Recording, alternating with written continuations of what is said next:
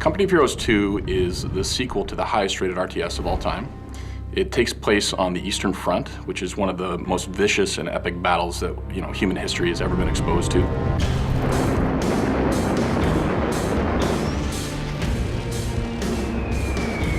Nobody really knows about it. 13 of the 15 bloodiest battles of World War II were fought on the Eastern Front. The losses are in the millions. The scale of it is something that you haven't seen before. The story is something you haven't seen before. In Company Heroes 2, gamers can expect a lot of different things than they would have seen in the first version. The Essence Engine 3.0 is a great engine. One of the things that we wanted to up was the feeling of connecting you to the world. The new line of sight system we're calling True Sight in Company of Heroes 2 introduces something that we don't think has ever been done quite this way before for RTS.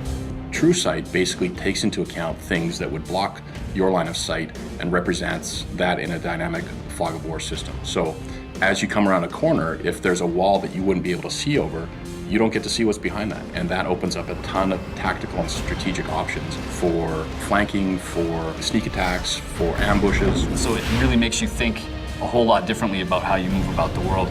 You talk about little things that make a big difference, and vaulting is one of those little things that makes a huge difference. In Company of Heroes 1, you had no opportunity to go around small obstacles, and this is something that I think that everyone would expect that an infantry soldier would be able to do, is jump over something as high as their waist. And it really prevented players from executing strategies that they wanted to. A great example of how we use vaulting in Company Heroes 2 is that we wanted to get a visual language of any passable wall being something that you could climb over. If you pair that up with cold tech, there's a lot of situations in the game where the long way around, you're probably not going to make it.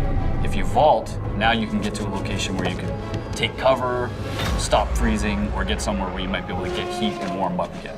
The weather was an incredible force to deal with for both sides. It was something that would absolutely cripple an army if they were unprepared or if they got caught off guard. And it's something that we've really tried to capture in the gameplay experience of COH2. So cold tech really delivers to players the choices that come about as a result of harsh winters. You've got ice, you've got deep snow, and you've got vicious cold.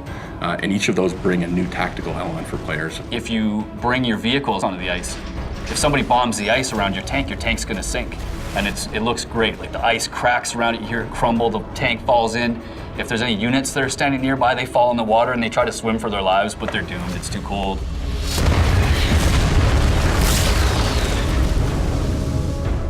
So I remember playing one of our multiplayer maps early in development, where I had originally played it in the spring, now it's in the dead of winter.